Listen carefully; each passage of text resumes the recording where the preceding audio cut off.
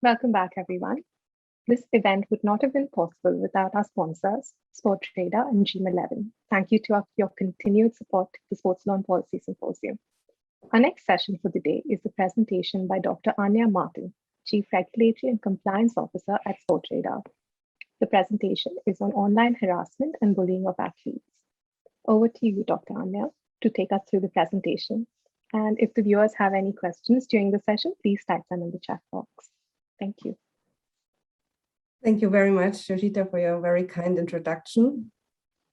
Ladies and gentlemen, I'm very, very honored, and it's a very big pleasure to be here and to present in front of you at such a prestigious conference. Imagine a man enters a room.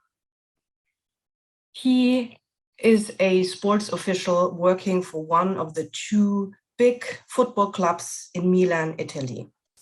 The room he enters is a classroom of the Bocconi School of Management. The class in front of him is the FIFA Masterclass. 50% male, 50% female, coming from different backgrounds, being accountants, lawyers, and sports experts, you name it. He looked around, seeing all the students and asking the questions, why are so many women in this room? So women are not even interested in sports. So a female student raised her hand, asking the question, why do you think that women are not interested in sports? I mean, look around here. A lot of women taking part of this FIFA Masterclass, and also women go to stadium watching matches. More and more women go to stadium watching football matches, etc. Why would you think that women are not interested? Guess what he said? He said, well, women are just going to the stadium to find their future husbands. So this was 15 years ago, and the student asking these questions was me. Since that, I experienced and observed and witnessed various levels of sexist comments, discrimination, harassment, abusive language, etc., etc.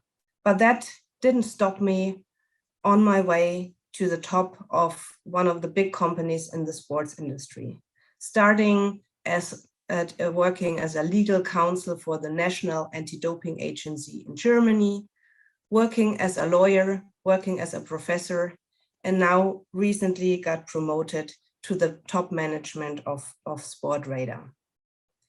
So this was, as I said, 15 years ago. Lots of change then, for the better and for the worse. At least 15 years ago, when I was in this class, I could look this guy in his eyes and I could tell him my opinion about what he just said and what this made me and my female colleagues feel. Nowadays, a lot of these incidents and abusive words and discriminations and harassment happens online. These are trolls hiding behind pseudonyms, alias. You cannot look them into the eyes. You just need to have to suffer their abusive language. This is hurting, and this is happening every day, more and more, to individuals, to athletes, to women in sports. Just to give you an example to what extent this is happening. This is a survey conducted by Women in Football. They asked women working in sports, and they said that over 70% of the respondents had observed sexist banters or jokes, with over 60% having been personally targeted by such incidents.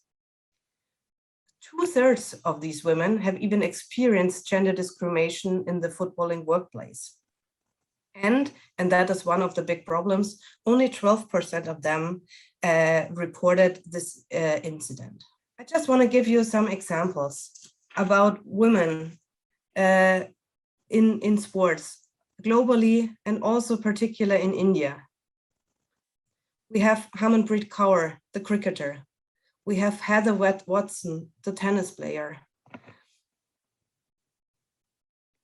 And we have Sania Mirza, the Indian tennis player. They all had to suffer because of these abusive language threatens not only to themselves, but also to their families. Just to quote Heather Watson, "I've had people threatening to kill me and kill my family, wishing that I get cancer and die a slow, painful death. Horrible words I couldn't even think up in my head." These women didn't do anything wrong. They're just successful athletes. And they have to suffer because of these kind of comments. As I said, not even most of the time, not even done with clear names of the individuals, but hiding behind alias and pseudonym. Let's have a closer look on the case of Sania Mirza. Please excuse this very disturbing language, but I thought it's definitely helpful not to redact and to show what's happening, to really understand what these women have her.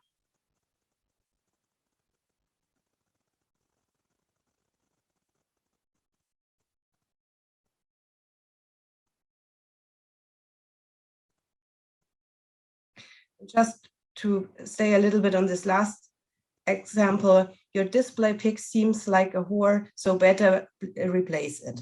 So that is also something, especially women have to suffer. Male athletes most of the time criticized because of their performance or something like that. But women have to suffer also because of her look, her style, what they're wearing, which picture they chose for their social media accounts, etc. Another example from the sports media industry, Julie DiCaro. She's a very famous journalist. She's an American sports writer, and she actually uncovered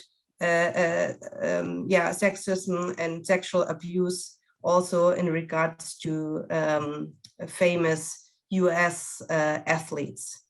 So he also wrote an article about an NHL player.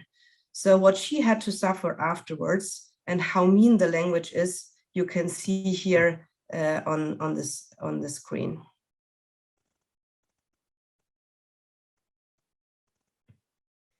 So I think you got an idea what's happening, and maybe some of you also experience this kinds of online abuse.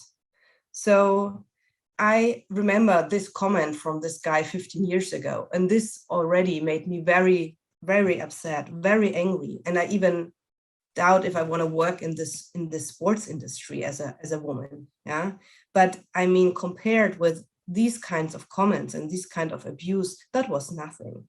So what happens out there has to be fight against, and with all forces, with all joint forces. So what I want to do now is to show what we can do. We can do from the sporting body side, from the law enforcement side, and also from the sports industry side. And give a little bit what we as Sportradar are capable of to do and what we are currently doing. I would give you a bit of an overview in regard. But first of all, I wanted to start to tell you a little bit about Sportradar for them who are not familiar. Sportradar was founded in 2001 from our CEO and major shareholder, Carsten Curl. He is a sports enthusiast and a visionary. He does believe that sports need technology and sports need data for various reasons. We have now over 3,000 employees around the world in over 30 countries with over 1,000 partners. We are active in 4 areas. We are active in the sports entertainment, sports betting and gaming industry.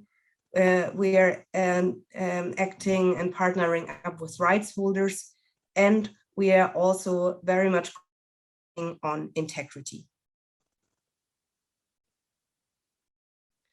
As was said, we have a lot of clients and partners coming from the sports entertainment, integrity, rights holders, and betting industry, with all the famous brands you can imagine. If Google, Yahoo, from the sports industry, UEFA, NBA, etc., rights holders, with tennis and Major League Baseball, and also the big betting brands like Bet365, etc.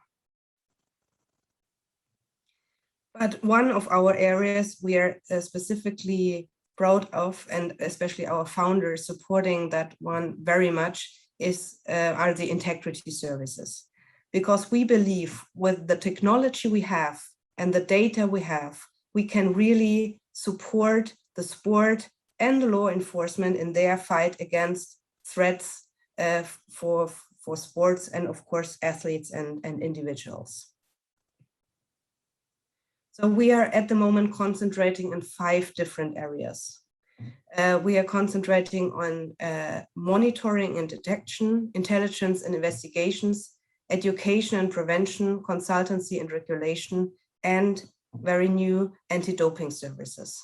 Why are we doing that, and why we are capable of doing this? We say that we are strongly rely on sports. So we have to give something back to sport. We have to secure sport, and we have to make sports a safer place.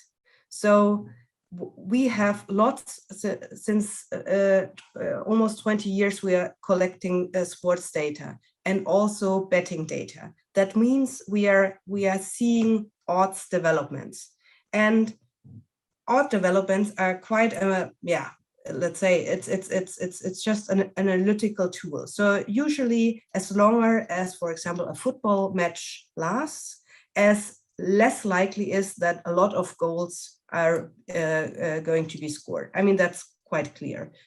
If suddenly in the last minutes there's a lot of betting going on, that a lot of goals are going to be scored, and suddenly the odds changes, and that could be an indication for match fixing. So in 2005, we were approached from the German Football Association if they have any data, because there was a referee which was suspected to fix matches.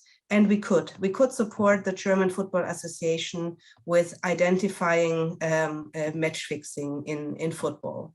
And that's how we continue doing this. So we are partnering now with lots of sports organizations and leagues to support them in their fight against match fixing by monitoring their sport events.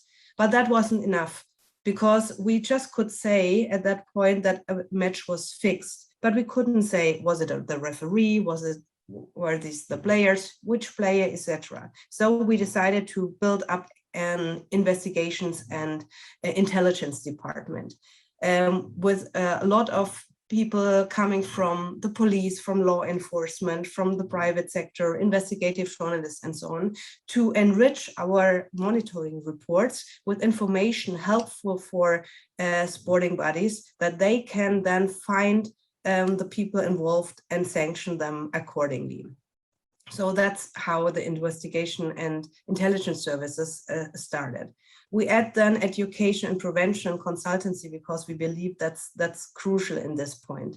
And 2 years ago, we also add our anti-doping services, because anti-doping and how it's dealt with, it's quite old school. So more or less the only tool we have is to test the athlete. So we believe, especially with our intelligence investigation services, we can really support anti-doping agencies and sporting federations in their fight against doping. But also our technology could help. For example, we develop now a remote testing tool, which we are launching soon, that can help testing athletes via a technical device, which is even more important during times of COVID-19. We are working together with the biggest sporting partners across the world. We are also very trustfully working with some organizations here in India, regards to cricket, football, and kabaddi.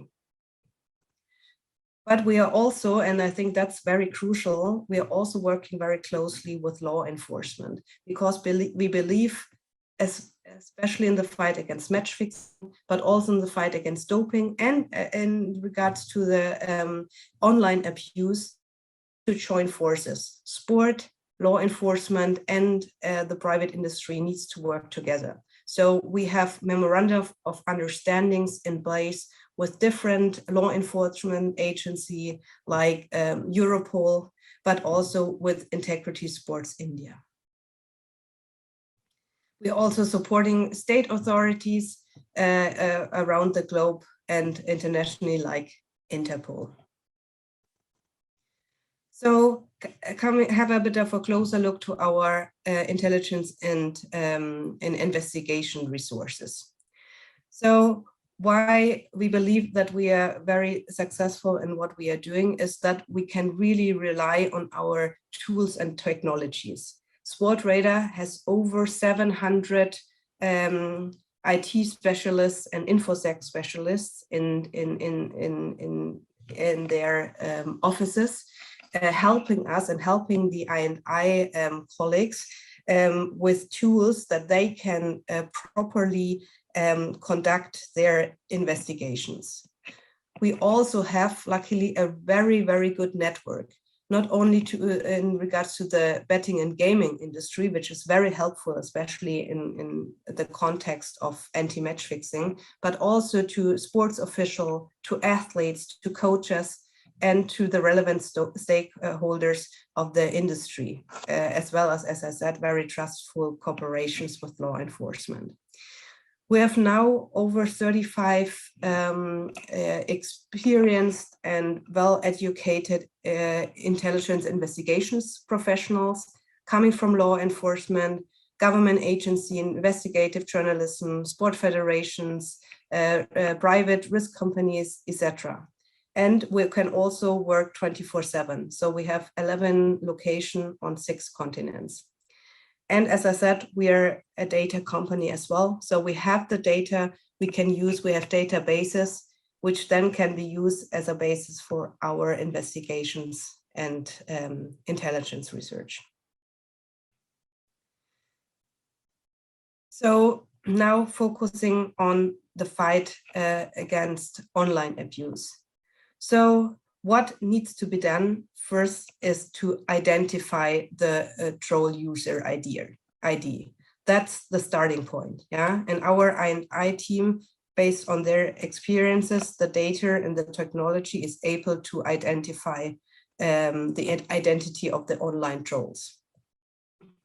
This is then going to report it back to our partner from the sporting, from the sport federation, the club, or the athlete we are working with. We are also then in touch and can be in touch or supporting our partner in their task to communicate with a social media company that these accounts has to be removed and the users banned, because that prevents other individuals from being harassed by the same user. And as I mentioned before, how crucial it is, the good cooperation with the law enforcement, because not always, but in many cases, it would be even possible to charge, to start criminal charges against the trolls as soon as they are identified. So what is the purpose and what could be the outcome of an action by stakeholders against online abuse? I think, first of all, it's a duty of care. So we need to protect the players and the employees against this increasing threat. So the sport federations, the employer, the club, they need to show that they take this serious, and they need to protect the athlete. Yeah, they need to demonstrate their proactivity and their commitment here. And then, of course, the action need to be effective. Yeah, they need to show that they take it serious and they identify the troll, and they are able to stop these users from abusing athletes and individual. And it's also deterrent, because if you see there are incidences that social media accounts are removed, that law enforcement is actually investigating against individuals, and that individuals even get sanctions, that is helpful, and that hopefully stops others from doing these kinds of abuse and harassment. What we usually suggest to do, and starting with, is to work together with the federations or the clubs and start with a risk assessment to really understand the issue and to understand the extent of the issue. Yeah? Because if we and the federation is able to identify this, they can allocate their resources to tackle this threat. So what we can do is that we start with assess and compile a record of open source and online abuse. And then, of course, we can try to locate the abuser, to understand where they're coming from, what is the reason why they're doing it, and so on. And then, of course, the next step is then to understand and to help the athletes, yeah, to support them, to give them also the impression and the feeling that they are not alone with this problem, that they actually get help here. And of course, trying then to fight as much as possible that these kinds of accounts are removed, and even try to then cooperate with law enforcement to get these individuals sanctioned.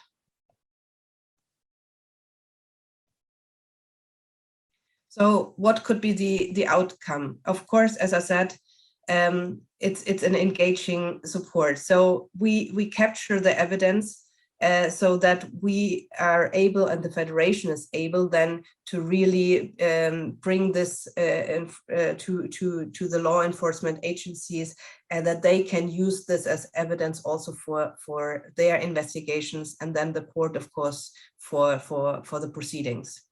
The position of resources, and this is actually extremely helpful, that the federation also can show not only to their athletes, also to their sponsors and to the outside world that they're actually doing something and take this problem very serious. And last but not least, and I think that's the most important one, to provide the player and the athlete really a comprehensive feedback, yeah, that they show they are actually taking the concerns and the problems of their athletes serious, and really to respond to this problem. And this gives usually a mental relief to the athletes, what of course at the end also has an impact on the performance of the individual or the whole team.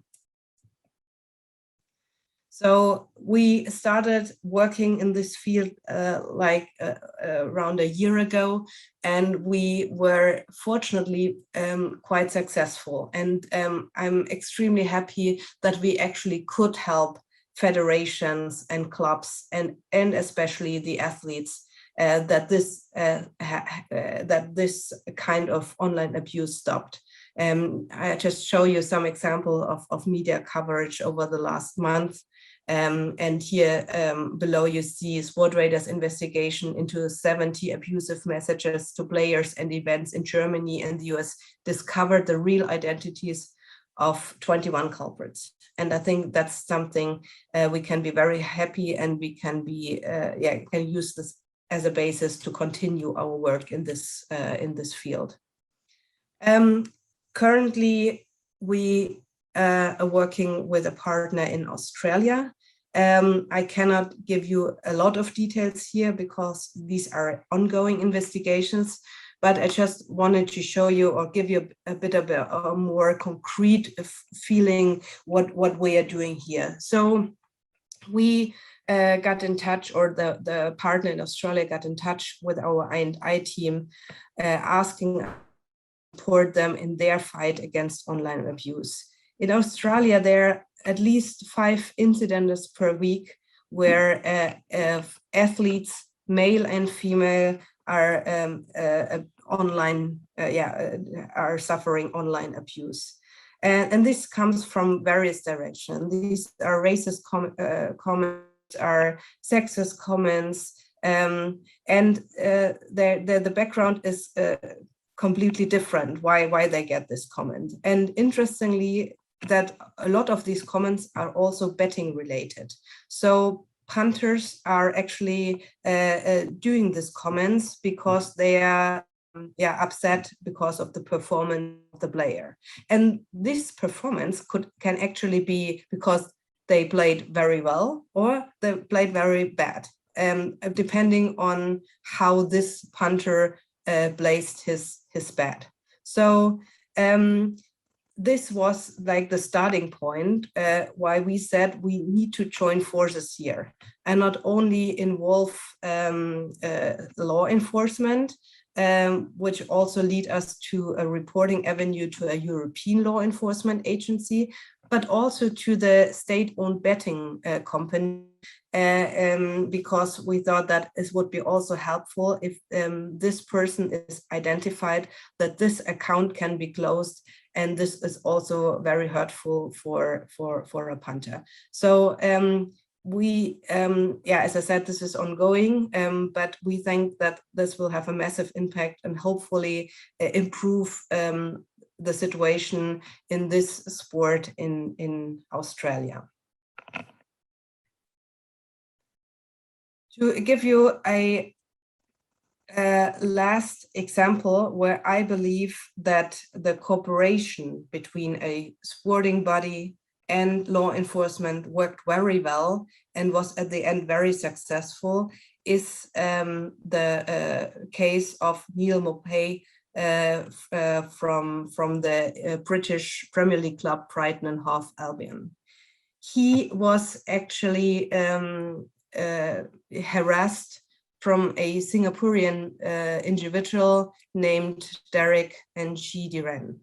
So as I said, I believe we need to join forces here, but this is not always easy. You as lawyers are more than aware that it's always a matter of jurisdictions and so on. How can we cooperate across the borders, etc. But with this specific case, it worked. So the Premier League was very much involved. The law enforcement agency in Singapore was involved.